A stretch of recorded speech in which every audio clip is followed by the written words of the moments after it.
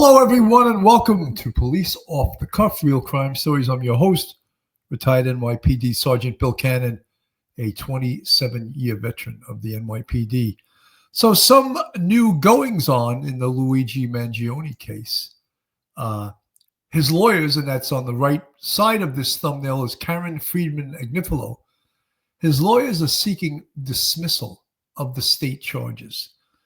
Now, we've spoken a lot about this case, and right now there's three different entities trying to take a piece of Luigi Mangione. One being the Manhattan District Attorney's Office, who have murder first-degree charges as well as terrorism charges. And then we have the feds, the Southern District, the federal government prosecuting him for murder, but with the death penalty as a potential penalty if he's convicted. And the third entity, of course, is the Pennsylvania police, because he was arrested in Altoona, Pennsylvania. So his attorney, Karen Friedman Agnifilo, is trying to consolidate these charges. And in the way she would do it is to try and get them to drop the state charges and just go forward with the federal charges. Interesting, and I'm going to bring on Mike Geary a little later, and we're going to discuss the legal ramifications of it and why that they might be doing this. It definitely will help to consolidate the case and to make it clearer and give a focus to his defense rather than for them to have to be all over the place and going against three different entities. So, folks, hold on to your hats, hold on to your loved ones, hold on to your cup of tea. Hold on to your wig. Hold on to your toupee. You're about to enter true crime from a police perspective. You're about to enter the off-the-cuff zone, the police off-the-cuff zone.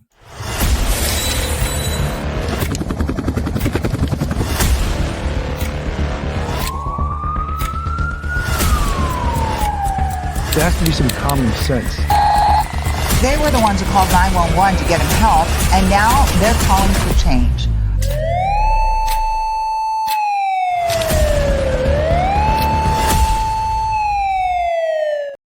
And now a word from our sponsor.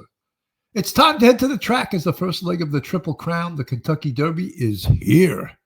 BetOnline is the world's most trusted betting platform and your number one source for all your Kentucky Derby info and sports betting action.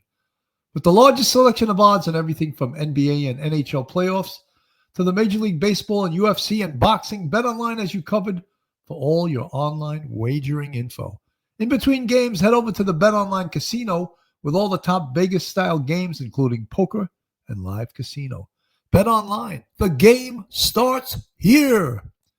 Joining me today, of course, is fan favorite, crowd favorite, retired NYPD Sergeant, professor at Albertus Magnus College in Connecticut, and attorney. Welcome to the show, Professor Mike Geary. Welcome, Mike.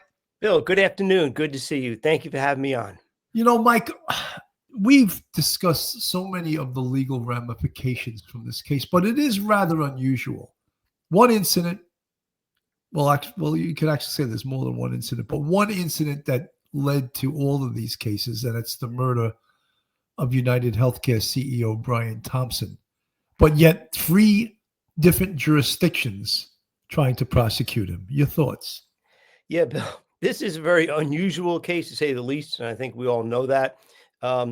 Because he was caught out of state. So you've got the Altoona PD doing a very important job because they stopped him. They did a Terry stop. They arrested him for, having the ghost gun and for having the fake ID. And that was the precursor to everything that came after that, being charged on the federal side with terrorism, with the death penalty, murder based on terrorism with the death penalty at stake, and then New York City.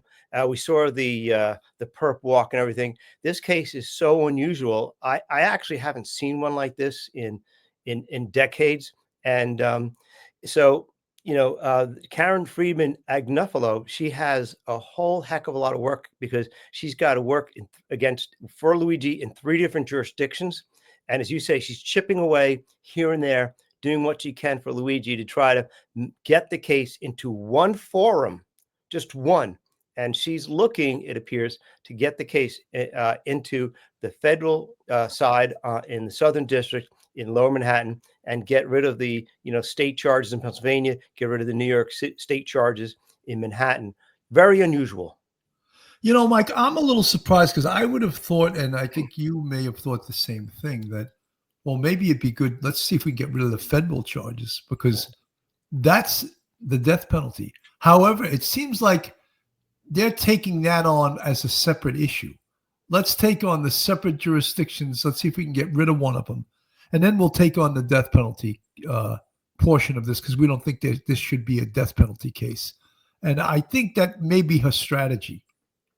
It's a really risky strategy. You and I have talked about this, because if you've got a choice of forums and one has a death penalty hanging over your head, the other has a possibility of life behind bars, I want to get rid of and step out of that forum where you have the death penalty.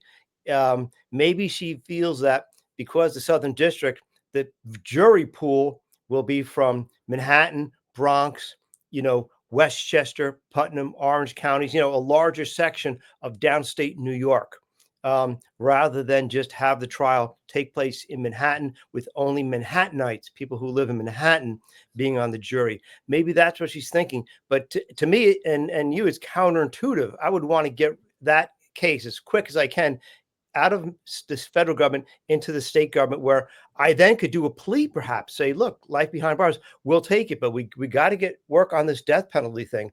It's a huge gamble. And what I'm thinking is maybe she thinks she'll do better with a much larger, more diverse jury pool. I'm not sure, but that's what I'm thinking right now. It does seem a little counterintuitive. Mike, one of the things that some people that follow this case, they're saying, oh, this could be a jury nullification case. I don't see that. I don't see that at all. I think in a place like Manhattan, a place like New York City, even the feds prosecuting it, they can get people that will rule fairly in this. And I don't think that it's got all of that spirit behind it that, oh, yes, he was justified because healthcare is horrible in this country. We can all acknowledge that. Yeah, healthcare is not what it should be in this country. And huge corporations are making billions of dollars off the backs of the poor and people, the uninsured, and people that are just trying to get whatever affliction they have covered. But that doesn't give you the right to go out with a 9mm with a silencer and shoot the CEO of United Healthcare in the back in cold blood on the streets of New York City. So I don't see this as a jury nullification case, but there's many people, you read the chat as well as I do, right? There's many people that come into our chat and they're really mad, and they get pissed off at us for even saying this. Oh, Luigi Mangione is innocent. Okay, dude, go have another drink. It's really ridiculous, but I don't see this as a jury nullification case. How about you? Bill, I agree with you on the guilt or innocence. I don't see this as a jury nullification. I think you can get 12 people looking at that video saying, yeah, I might look, as much as I might dislike the healthcare system, that what I see is cold-blooded murder. And I don't equate it with some sort of moral act. Like Luigi it did something ethically wonderful and his killing Brian Thompson is the moral equivalent, and they cancel each other out, of the insurance companies, denying medical benefits. I don't think so at all. The only thing I think when it comes to jury nullification is if you get death, if you get a unanimous jury voting yes, he's guilty, and you go to the penalty phase, I think now it may be harder to maybe get 12 people to say, give him life. Don't put him to death, because maybe someday he'll realize, the wrongfulness of his actions. Like me, I don't really like the death penalty under really any circumstances. So I think maybe jury nullification in that penalty phase, but I agree with you 100%, not in the guilty phase. I think New Yorkers and people in the Southern District or in Manhattan, people will say that's murder. This is the little video of the shooting here. Police sources tell ABC News a man in Altoona, Pennsylvania is being held for questioning in connection. Boom. When you watch that, when you just watch, there he is walking down the street, and when you watch this cold-blooded murder, Luigi Mangione, or allegedly it's Luigi Mangione, pulls out a gun with a silencer, premeditated, a lot of planning going into this. India is being and he held for shoots him questioning right in the in back. connection with the shooting death So of United Health. it's hard to imagine people watching that, and of course, people are going to say, "That's not him. That's not him." You know, they're all going to say, "Oh, that's something of the government invented. That's not Luigi Mangione. How do you know it's him?" You know, so all of those issues will come Right. up. But when you watch that, the perpetrator, let's call him, comes out of the shadows, premeditated, stalked this man, pulls out a 9mm with a silencer on it, and shoots him in the back, dead, on the streets of New York City. How could that even be? When I hear people say, "Oh, it was justified because of this," how many people has United Healthcare killed? And how they justify that is beyond me. This is from News Nation. EO murderer Luigi Mangione. Last year, the 26-year-old was accused of fatally shooting United Healthcare's Brian Thompson in the early morning on a Manhattan street. After being indicted on federal and state charges, federal prosecutors are seeking the death penalty if convicted. But now his defense team is asking for the New York State charges to be dismissed.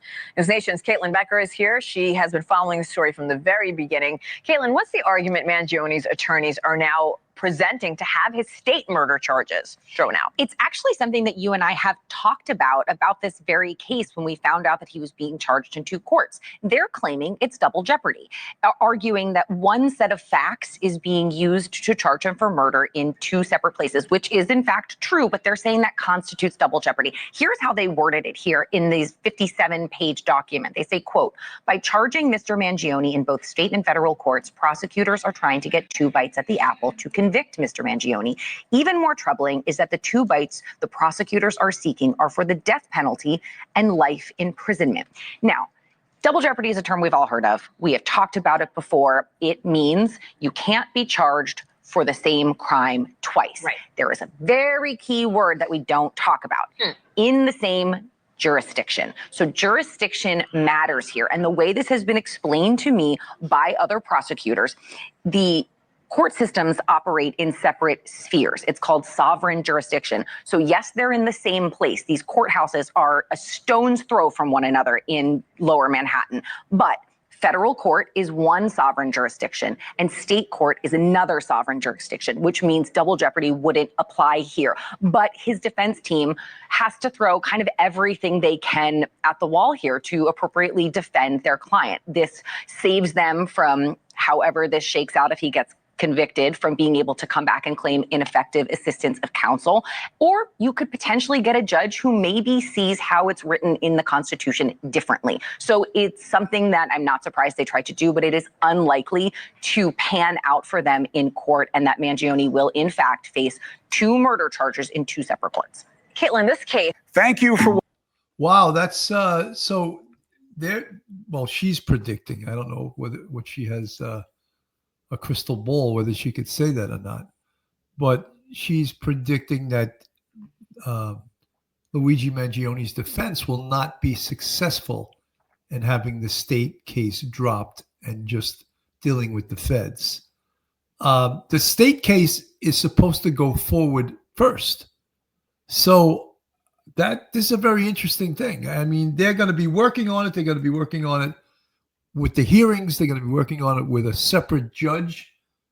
What might happen here, Mike?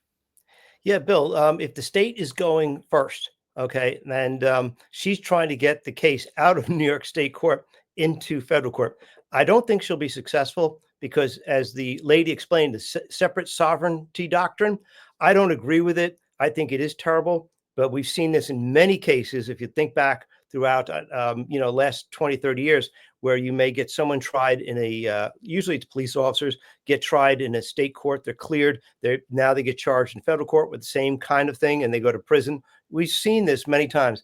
As an attorney, I don't like it. I think it's terrible. I think you should it's one set of facts, one instance, and I think it should be in the primary jurisdiction. either federal or state, but usually it should be state because state controls 90% of criminal justice.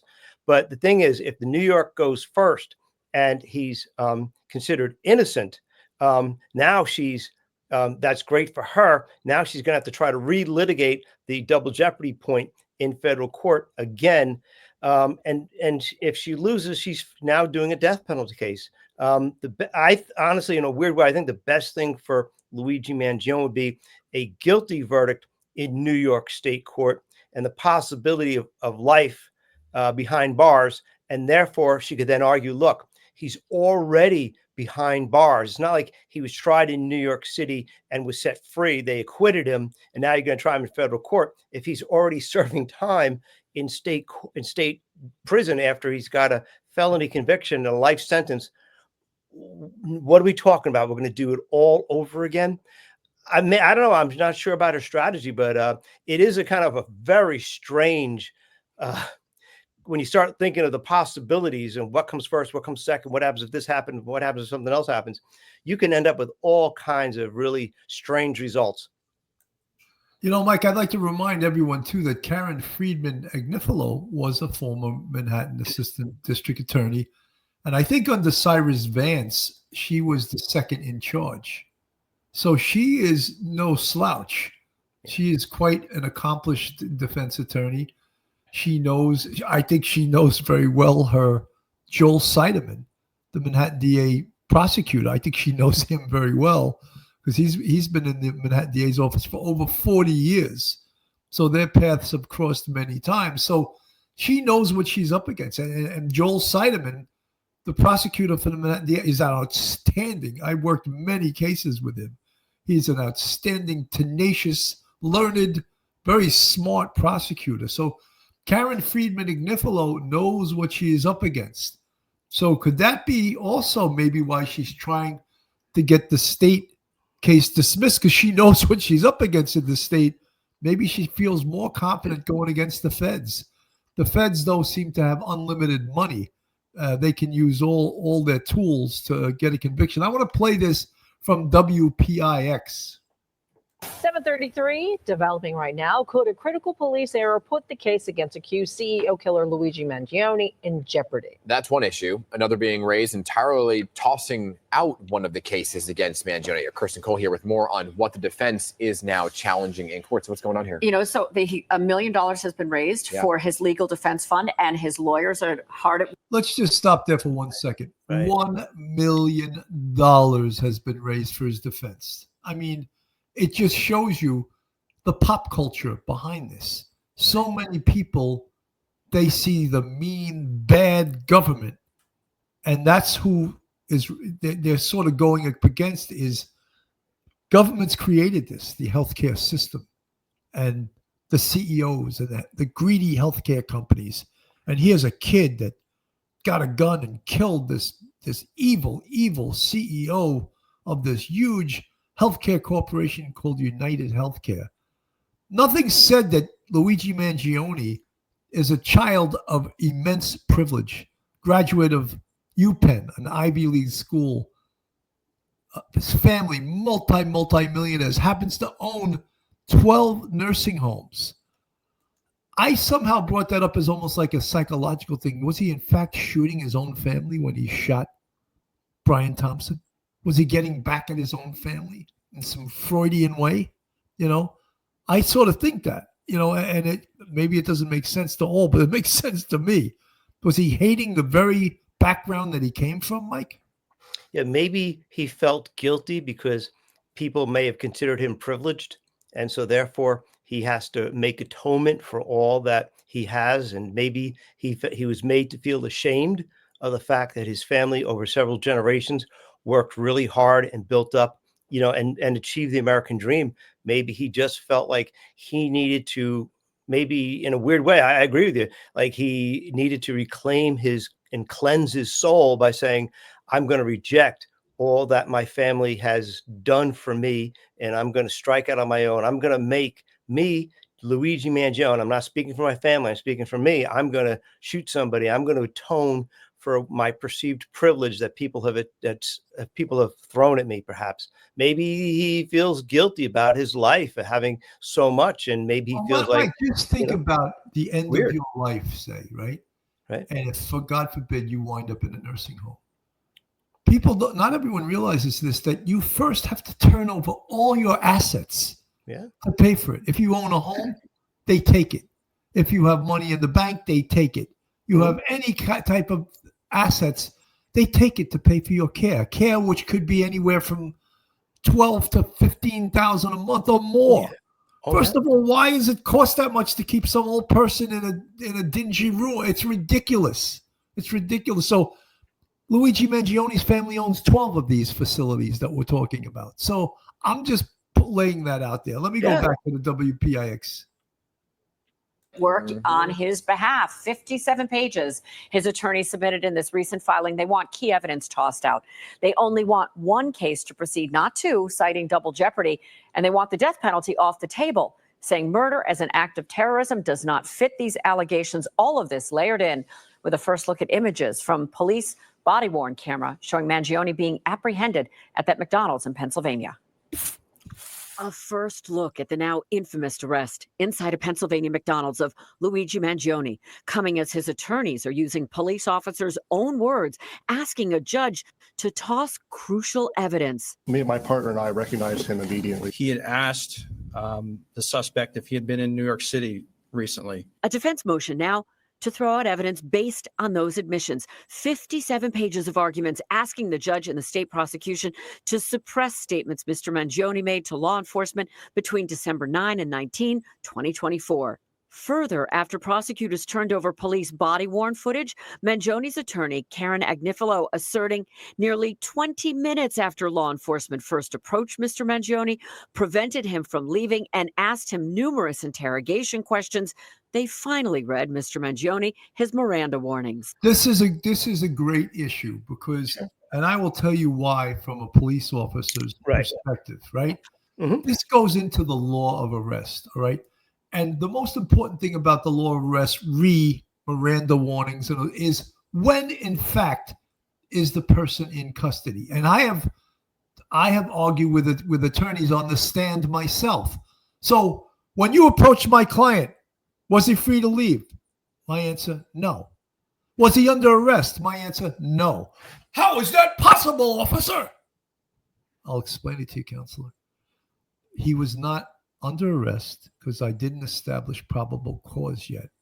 But however, he was not free to leave either because I had to complete my investigation. Once I completed my investigation, if I established probable cause, he would be placed under arrest. If I could not establish probable cause, he would be free to go. Attorneys don't expect learned and experienced officers to answer the question because so many cops fall into the trap. They don't know what to say. But there is that area, that gray area. The other thing is that they keep harping on, and let's understand, the street is not a courtroom. It is absolutely 100% not a courtroom. When does Miranda apply? I say this all the time on this show. In custody plus interrogation equals Miranda. That is the formula for when Miranda is necessary. If you're asking someone questions, that does not become an interrogation unless they're in custody. So if this is what lawyers, they get, $1,000 an hour, $800 an hour, $600 an hour. This is why they get paid the big bucks. Who decides when that arrest actually took place? That is the $1 million question, Mike. Right. Yeah, Bill, from what we've seen so far, we've all done Terry stops out on the street, grabbing people, putting them up against the car, giving them a quick detainment and looking for something in their pockets that's readily accessible, like a firearm. That's what you're doing. And so it might be 5 minutes before you establish who they are and let them go. It might be 15 minutes. So 20 minutes is really nothing. 20 minutes, and there's several officers there. So what? So what? They were detaining him. If it turned out that he had a real ID, like a real one that says his name is Joe Smith and he lives in Pittsburgh, and he does, and then there's nothing in his bag, or you take the mask off and you're like, that doesn't, I don't know, it doesn't look like the guy. You take his address, you do the DD 250 form, and you let him go. But it seems dramatic when it's said by an attorney in court before a judge and asserting like oh my God, his constitutional rights have been trampled on. The police just are like the Gestapo. We hear that all the time. Of course we do. Mike, I want to get to this again because famous attorney Ron Kuby weighs in, and I want to listen to what he has to say. The first thing you do is read them their rights. That is nonsense. No, that is nonsense, Mr. Kuby. That is such nonsense. Oh my God, I want to die. Let me play it back again. First thing you do is read them their rights. Veteran defense attorney Ron Kuby says the actions of a rookie PA cop could mean crucial evidence gets tossed. Why, Mike? Why do you read the rights to someone who's not under arrest? Right, you never do. Law and Order. This isn't ABC. This isn't television. The first thing you do is read. No, it isn't, Mr. Kuby. Sadly, remember, Mr. Kuby worked in New York State under New York State law and knows criminal procedure law and stop, question, and frisk. Should, as well as any police officer, the fact that he would say this means he is so out of touch, or he heard the question wrong, or something like that. But that is totally, and actually, that's factually a wrong answer. It's ridiculous. It's the law according to an attorney that you can talk about that in court, not on the street. Let's play the rest. It's entirely possible that Mr. Mangione's statements will not be admitted into evidence. And it's somewhat possible that the evidence taken from his backpack will also be excluded. Evidence include that is not going to happen. That is 100% not going to happen, Mr. Kuby. That this is the street. The guy shot and killed someone. To say the officers can't search his bag on the scene is outrageous. Outrageous. Including the alleged murder weapon, a silencer, and the manifesto. Attorney Agnifilo pointing out the video captures the officers saying, at this point, we probably need a search warrant for it. They can still prosecute the case without those pieces of evidence, but it makes things that much harder for them. So right now, his attorney's trying to exclude the weapon, the manifesto at the state level. Agnifilo also petitioning the court to try the federal case first. That's the one that carries the potential for the death penalty on this, which they're also looking to get tossed out. Dan and Hayes. Very interesting. I get too emotional when these attorneys say, hey, that'll be thrown out. That was first thing you do is read. No, it is not the first thing you do. That's the first thing an attorney does, not an experienced street cop. The person's not under arrest. There is no reason to read the Miranda, Ron. I know that's basic rookie police officer stuff in the police academy. That's 101. That's police training 101. You do not read the Miranda warnings under those circumstances. A million times. In custody plus interrogation equals Miranda. That says it all. Not Ron Kuby, who's a former stablemate of William Kunstler, the most radical attorney probably in New York State history. Mike, we're almost at the end. Your final thoughts. I think people should be very, very, confident in the police actions in Altoona, Pennsylvania, and very interesting that Ms. Agnifilo has decided to look to try to get rid of the state case and work in federal court. Seems a little counterintuitive, but she's a smart lady. She's been doing this for probably 20 some odd years. But this keep abreast of this case, and we'll let you know what we find out as soon as we can. You know something, Mike? Here's my thoughts. Throw out his statements. Who cares? Who needs his statements? Right. Just don't throw out the gun and don't throw out his manifesto. They had reason, search incidental. You want to throw out that he lied about his name? Throw it out. Go ahead. Right. They recognized him. They were called to the scene. Boom. Reasonable suspicion immediately. Then they've established probable cause. And then in custody plus interrogation equals Miranda. Right. At some point, the time frame, how long did it take them to establish probable cause? That's the question, and they'll argue that in a court. Folks, thank you so much for tuning in. Mike, thank you for taking time away from your lawn and coming on the show today. I think it was very interesting. I didn't expect it to be this good today. Folks, we're Police Off the Cuff, Real Crime Stories. On behalf of myself and Professor Mike Geary, have a great day, and God bless. so just ain't enough.